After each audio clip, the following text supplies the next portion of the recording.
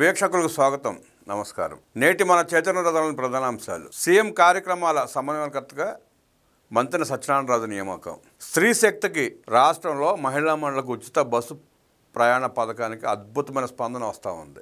సోమవారం ఒక్కరోజే 18 లక్షల మంది మహిళలు ఉచితంగా ప్రయాణాలు చేశారు. జీరో ఫేర్ టికెట్ ద్వారా ఆ మహిళా మండలకు 7 కోట్ల రూపాయలకు పైగా ఆదా జరిగింది. 4 రోజుల్లో 47 లక్షల మంది మహిళలు ప్రయాణం చేశారు. ఆ మహిళా మండలకు సుమారుగా 19 కోట్ల రూపాయలు లబ్ధి చేకూరింది.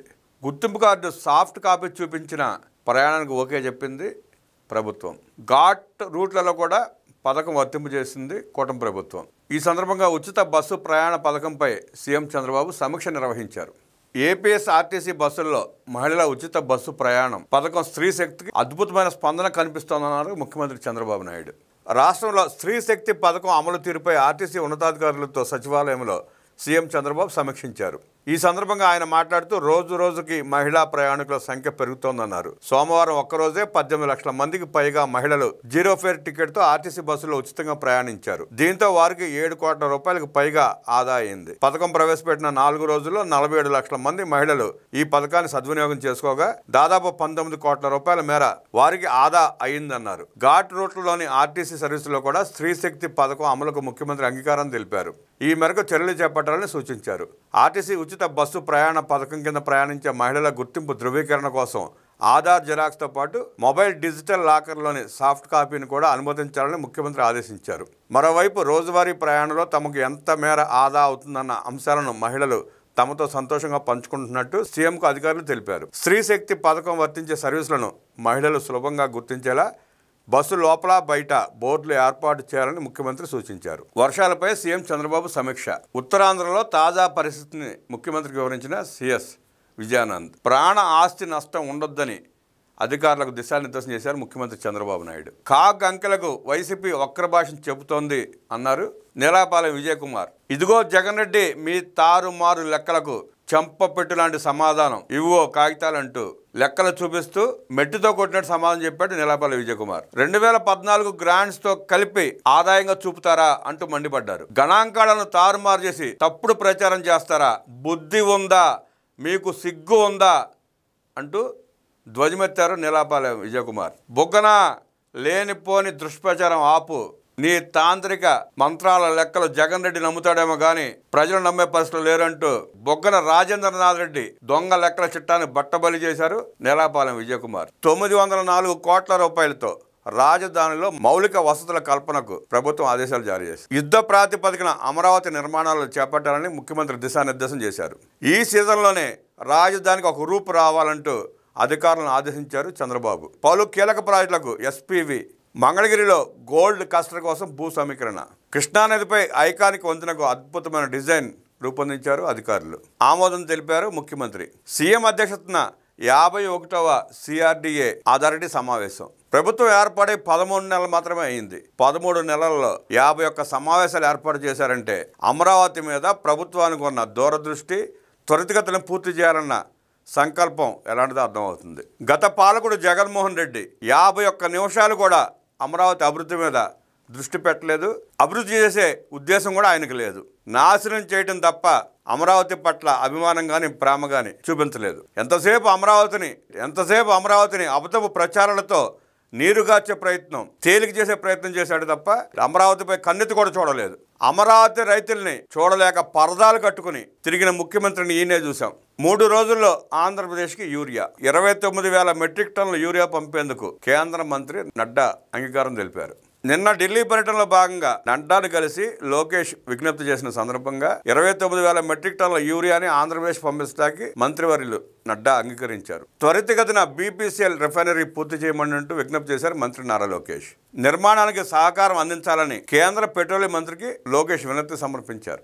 విశాఖపట్నంలో డేటా సిటీ ఏర్పాటుకు సహకరించమని చెప్పి కేంద్ర మంత్రిని కోరారు నారా లోకేష్. విదేశీ వ్యవహారాల మంత్రి జయశంకర్తో భేటీ సందర్భంగా డేటా సెంటర్కు గల అనుకూలతలు, అవకాశాలు వివరిస్తూ ఏర్పాటుకు సహకరించాలని మంత్రి కోరారు. రాజధాని అమరావతిలో చేపట్టిన నిర్మాణాలను యుద్ధ ప్రాతిపదికన చేపట్టాలని అధికారులను సీఎం చంద్రబాబు ఆదేశించారు. పనుల వివరాలను ఎప్పటికప్పుడు తెలియజేసేలా ఆన్లైన్లో అందుబాటులో ఉంచాలని సూచించారు. ఈ సీజన్లోనే నిర్మాణాలను పూర్తి చేసి రాజధానికి ఒక రూపం తీసుకురావాలన్నారు. సచివాలయంలో సీఎం చంద్రబాబు అధ్యక్షతన జరిగిన 51వ సిఆర్డీ అథారిటీ సమావేశంలో పలు కీలక నిర్ణయాలు తీసుకున్నారు. రాజధాని పరిధిలోని 29 గ్రామ పంచాయతీల్లో 904 కోట్ల రూపాయలతో మౌలిక సదుపాయాల కల్పనకు సిఆర్డీ సమావేశంలో నిర్ణయించారు. విషం చెమ్మడం, తప్పుడు ప్రచారం చేయడం, వైసీపీ పార్టీ మీద, వక్రాక్షి ఛానల్ మీద, వక్రాక్షి పేపర్ మీద, వక్రాక్షి అనుబంధ కూలి మీడియా మీద మండిపడ్డారు చంద్రబాబు నాయుడు. వైసీపీ దుష్ప్రచారాలను ఎప్పటికప్పుడు పార్టీ నేతలు ఖండించాలని దిశానిర్దేశం చేశారు ముఖ్యమంత్రి చంద్రబాబు. మనం చేసిన మంచి గురించే కాదు, జగన్మోహన్ రెడ్డి అక్రమ పత్రిక సాక్షికి అనుబంధ మీడియాలు, బులుగు మీడియా చేస్తున్న దుష్ప్రచారాలను కూడా మనం ఖండించాల్సిన బాధ్యత మన మీద ఉందని, వాస్తవాలను ప్రజలకు తెలియాల్సిన ఆవశ్యకత ఉందని ముఖ్యమంత్రి చంద్రబాబు నాయుడు నేతలని, మంత్రులని, ఎమ్మెల్యేలకు దిశానిర్దేశం చేశారు. సుపరిపాలన తొలి అడుగు విజయవంతమైంది. చెప్పినవన్నీ చేశాం కాబట్టి ప్రజల సానుకూల స్పందన వచ్చింది.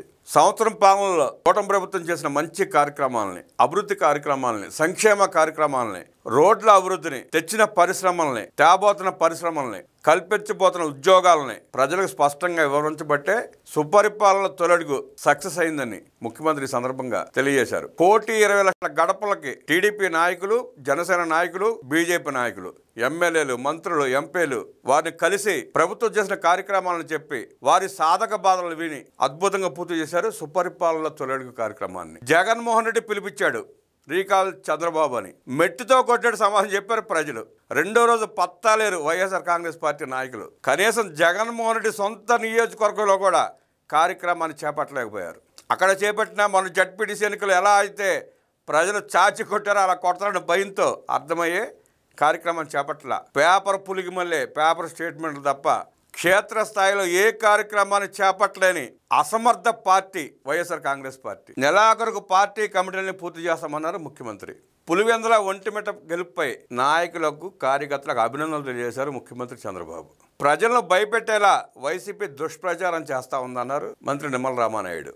వరదలపై తప్పుడు రాతలు రాయడం క్షమించరాని నేరమన్నారు నీటిపారుదల శాఖ మంత్రి. తప్పుడు ప్రచారాలు చేసే వాళ్ళ మీద, తప్పుడు వ్రాతలు రాసేవాళ్ళ మీద చర్యలు తీసుకుంటామంటూ తీవ్రంగా హెచ్చరించారు మంత్రి నిమ్మల రామానాయుడు. ఫేక్ వార్తలు ప్రచారం చేయడం, ఫేక్ మాటలు చెప్పడం, ఫేక్ ట్వీట్లు వేయటం, ఫేక్ పోస్టులు పెట్టడం, అవన్నీ కార్యక్రమాలు అసందర్భ కార్యక్రమాలు చేసి అసందర్భంగా మాట్లాడుతూ, అసందర్భపు ప్రాలాపనలు పేలుతూ, తప్పుడు కథనాలు ప్రసారం చేస్తూ, తప్పుడు రాతలు రాస్తూ ప్రజలను భయభ్రాంతులకు గురులు చేస్తున్న వీళ్ళని తక్షణమే అరెస్ట్ చేసి వాళ్ళ తప్పుడు రాతలకు బహిరంగంగా క్షమాపణ చెప్పించాలని చెప్పి ప్రజలు కోరుకుంటున్నారు. వాళ్ళ పాలనలో అసమర్థపు పాలన చేసి ఒక్క మంచి కార్యక్రమం కూడా చేయకుండా నేడు కూటమి ప్రభుత్వం అనేక సంక్షేమ కార్యక్రమాలని చేస్తూ, అభివృద్ధి చేస్తూ, సూపర్ 6ని సూపర్ హిట్ చేసి ప్రజల కళ్ళలో ఆనందం చూస్తూ ఉంటే వైఎస్ఆర్ కాంగ్రెస్ పార్టీ నాయకుడు ఆదినాయకుడు కళలో రక్త కన్నీరు కారుస్తున్నారు.